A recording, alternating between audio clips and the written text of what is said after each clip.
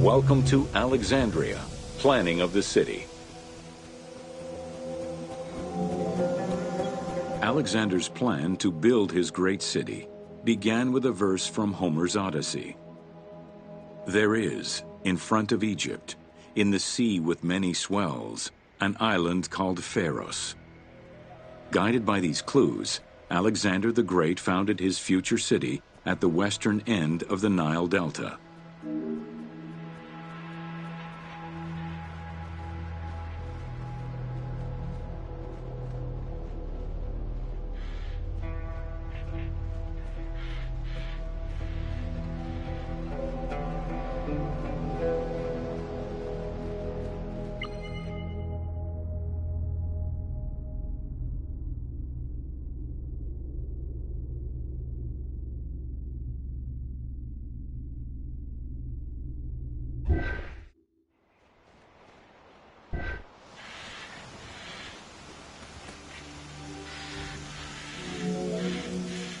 Though Alexander considered this location ideal for his great city, it presented considerable challenges. Too difficult to access during storms, the surrounding swamps threatened disease, and the limestone soil prevented the growth of healthy crops. However, due to the influence of his mentor Aristotle, Alexander the Great recognized that the true value was its strategic emplacement. Alexander knew that in controlling Pelusium to the east, Memphis to the south, and his crowning glory Alexandria to the west, he would create a triangular stronghold, allowing him to control the entire delta while giving him access to the Mediterranean.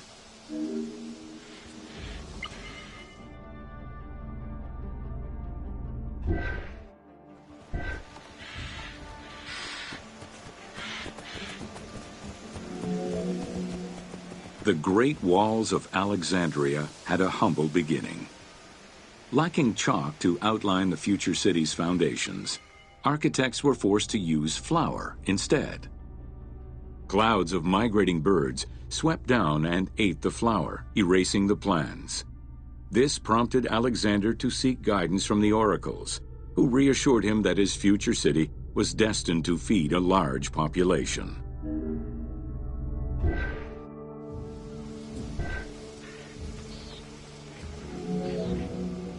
Excavations led by Mahmud Bey el-Falaki in the 19th century revealed that the wall enclosure measured approximately 5.2 kilometers in length and 2.2 kilometers in width. It was roughly 9 meters in height.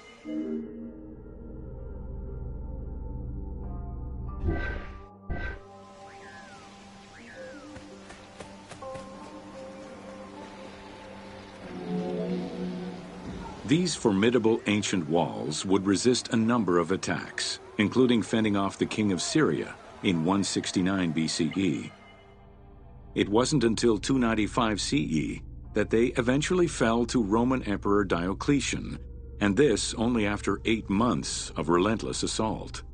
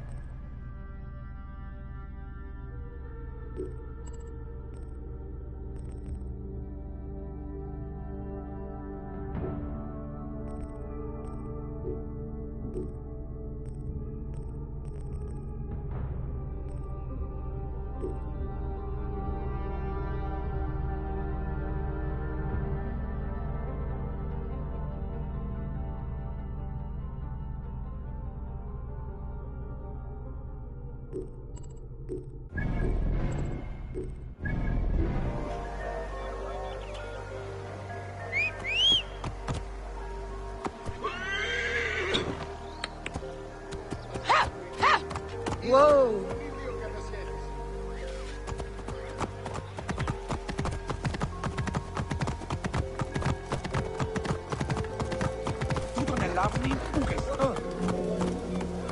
Alexandria's principal architect, Dinocrates, chose a Hippodamian grid plan. The grid maximized functionality with wide, straight roads and canals running beneath them. Alexander recognized the military value of the city's design. The wide, parallel streets gave him optimal surveillance of the city while allowing the unobstructed flow of troops.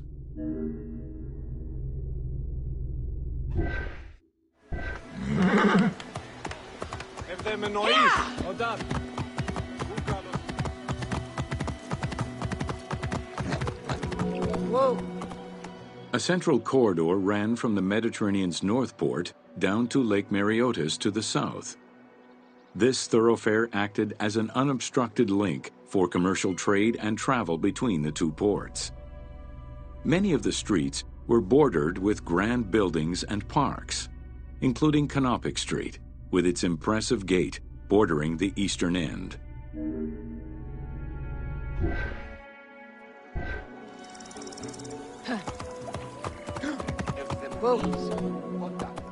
Alexandria was most likely built upon an already existing Egyptian village. Upon its completion, the Egyptians reviled the city, refusing to call it by its founder's name. Instead, they called it Raked, the building, as a mark of disdain, which was later Hellenized into Rakotis. Despite this, the name Alexandria would remain.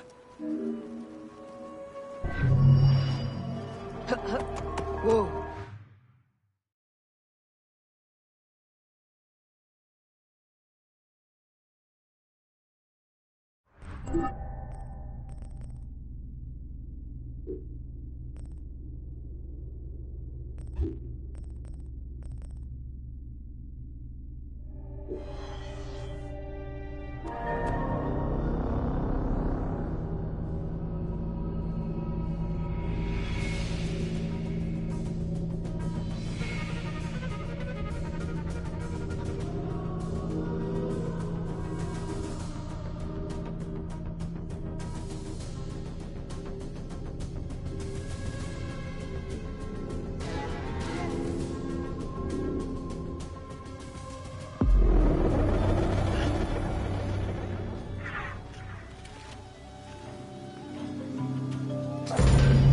Welcome to Introduction to Alexandria. After conquering Egypt in 331 BCE, Alexander the Great decided to build a new city, which, as per his habit, he named after himself. After his death, Alexandria quickly became the capital city of the Ptolemaic kingdom and the most important city of the Greek world. The city was built between the Mediterranean Sea and Lake Mareotis, which resulted in Alexandria becoming a crucial cultural hub and trading center.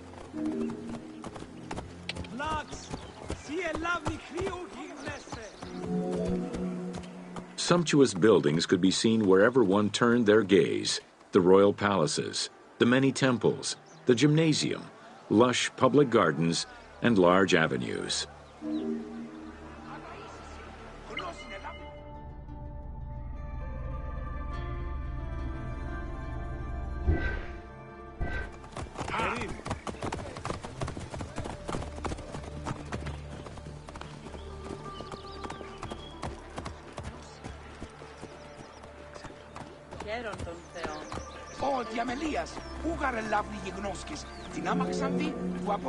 With its incomparable beauty and advantageous geographic location, Alexandria attracted foreigners, intellectuals, and traders.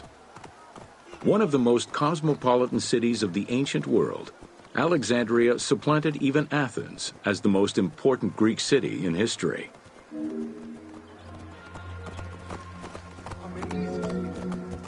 Egyptian obelisks were highly prized by Roman architects. While Roman design previously favored the use of a single monument, Egyptian obelisks tended to come in pairs and were generally located at the entrance of temples.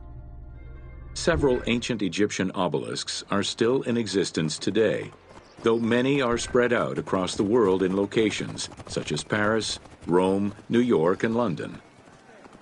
All of this shows that Alexandria was significantly influenced by the rich past of Egypt. Alexandria had several main streets, Its most famous artery was the Canopic Way. It was lined with sumptuous buildings, houses, and temples, and was roughly 8 kilometers in length. This street was one of the most important shipping entrances to Alexandria and often hosted processions and festivals.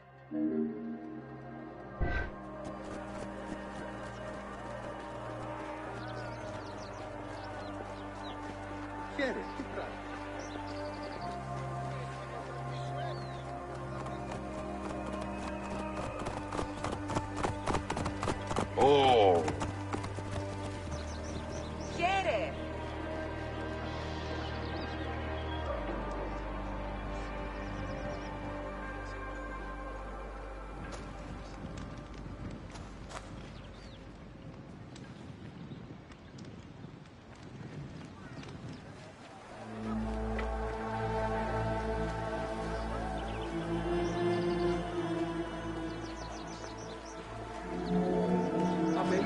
The width of the street, 30 meters, was abnormally large even by Greek standards. This is likely because the Canopic Way was made in a short span of time and based on an urban plan, as opposed to being slowly built over time, as was usual for the era.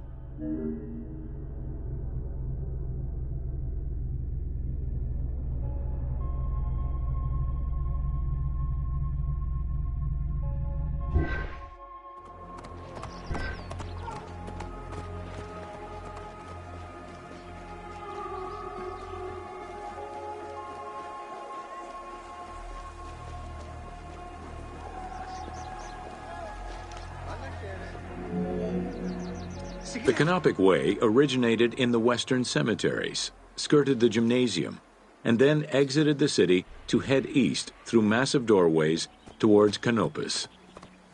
This structure was known as the Canopic Door.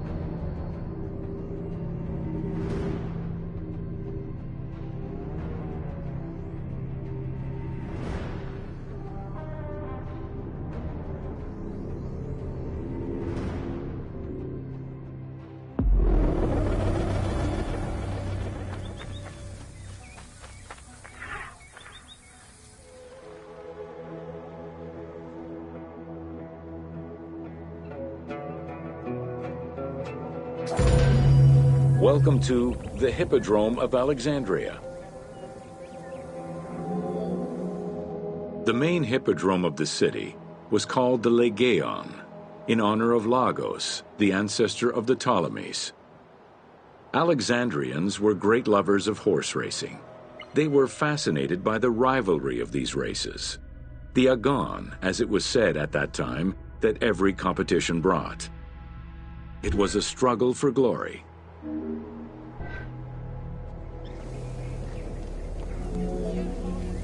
The most important chariot race was the Tethrypon.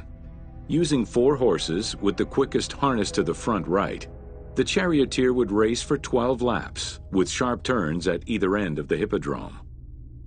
The victors were crowned with garlands of olive and received prize money, but the most sought-after reward was to be acclaimed by the works of poets, such as Callimachus and Pindar.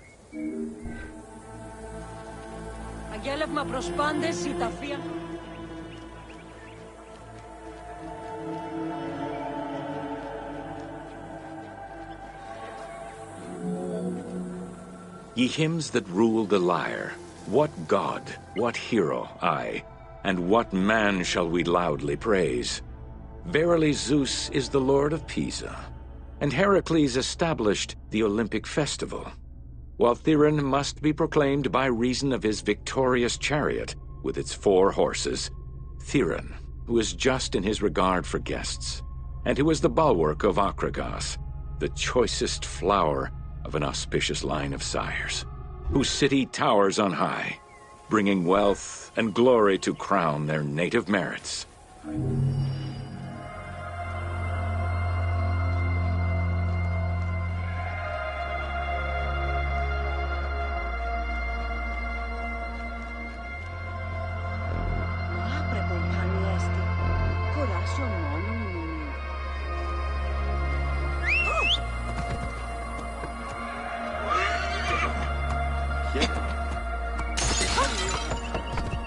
Whoa.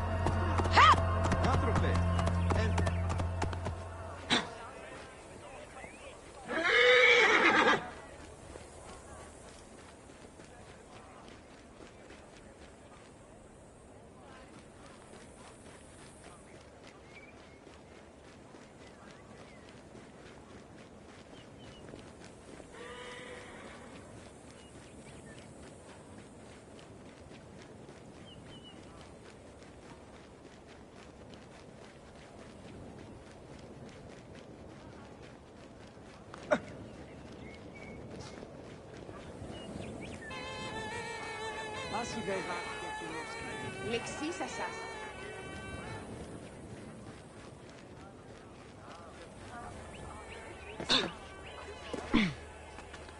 Ευδαιμονή Σοντάν.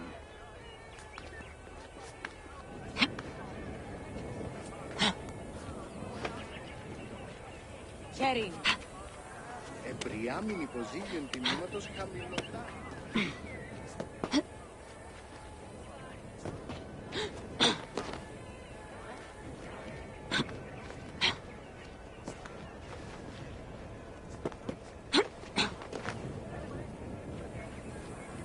Ήκουσον τούτο.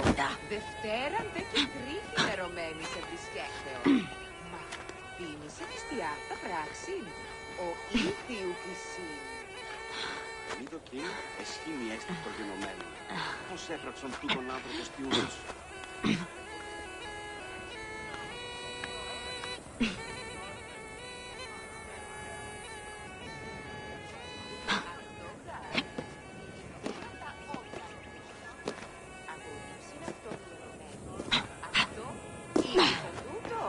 Δευτέραν δε και τρίτη νερωμένη σε βρισκέκτεο.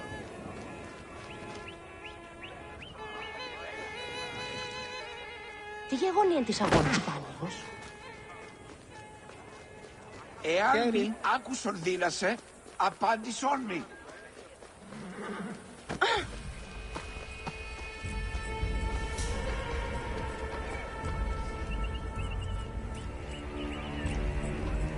Αυτό γάρ.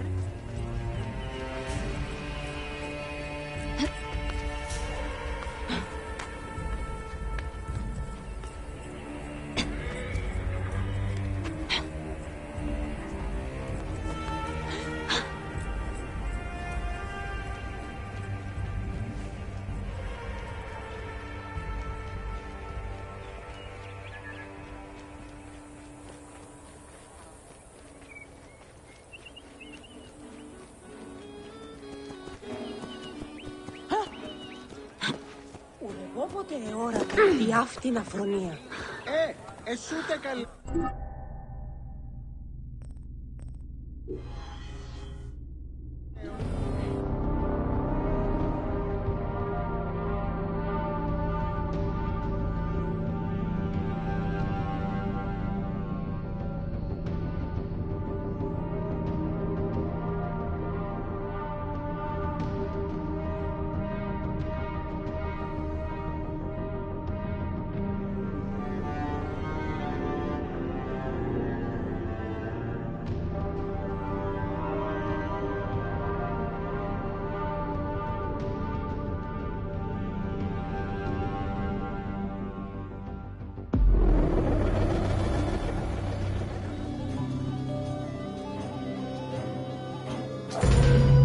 Welcome to the Paneion.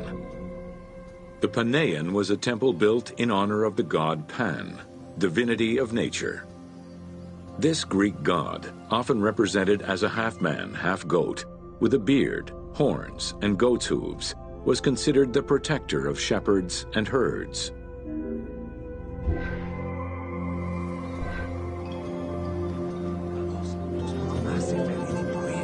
Pan's attribute was his namesake musical instrument, the pan flute. His temples were usually located in caves and on high mountains, and were frequented by shepherds. It is likely that Mediterranean cults adopted the imagery of Pan to symbolize the Christian devil.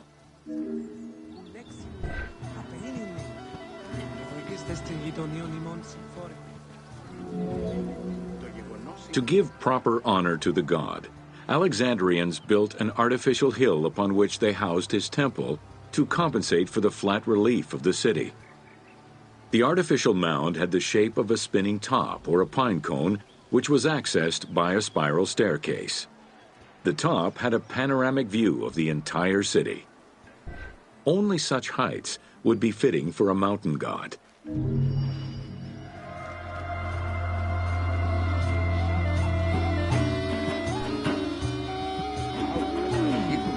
Εγώ συλλέξω και τα οικία τέτοια σύζυγος οδηγούσα μετά.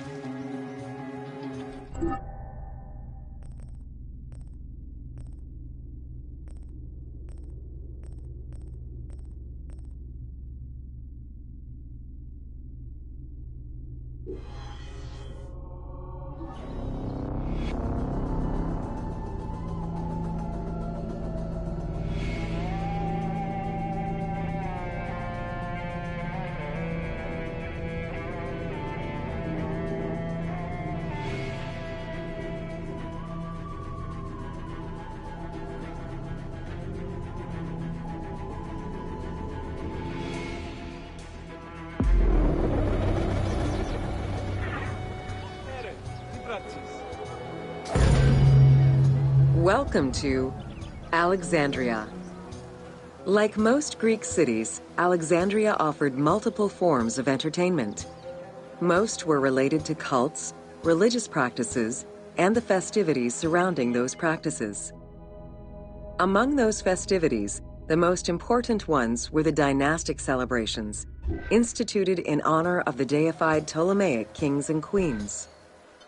These celebrations could go on for many days and included sacrifices, offerings, processions, and public banquets.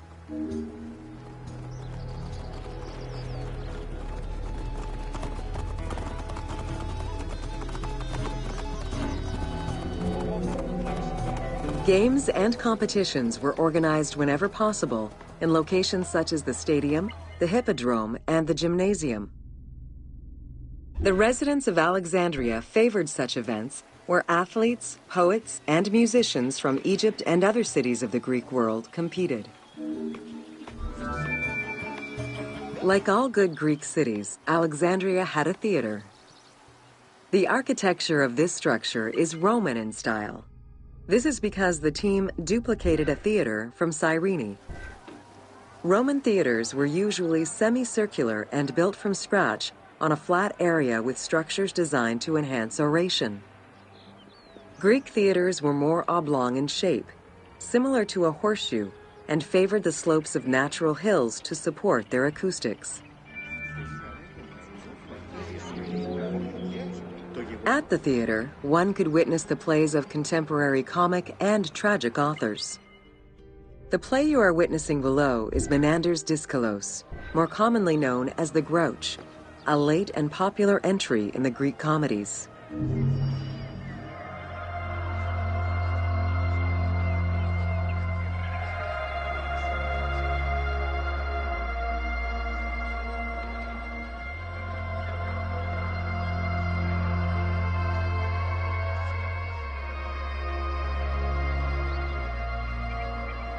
Άκουγες δίπλα της πόλης.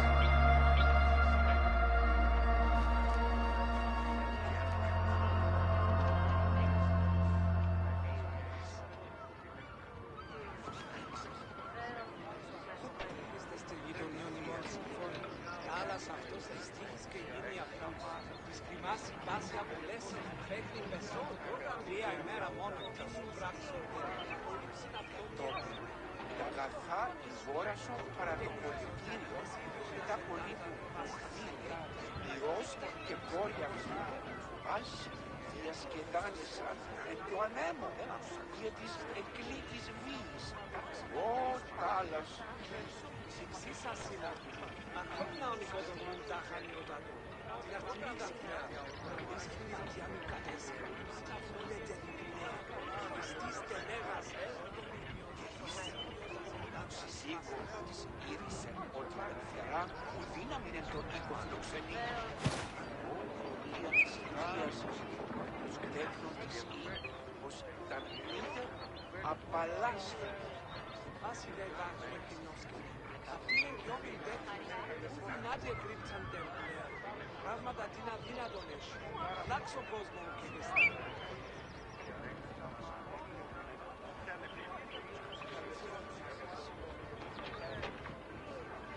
Είστε στη γειτονία ημών συμφώνει. Άλλας αυτής της τύχης και γίνει αυτού. Της κρυμάσει πάση απολέσει, παίχνει πεσόν. Τρία ημέρα μόνο τι συμπράξονται. Αύλος εστί, νοσκόμεθα γά, όποτε εικένα δυνάμει των γραφέων ιστέψαν του ενάμου. Δια λαγού συγχώρας των θρονή.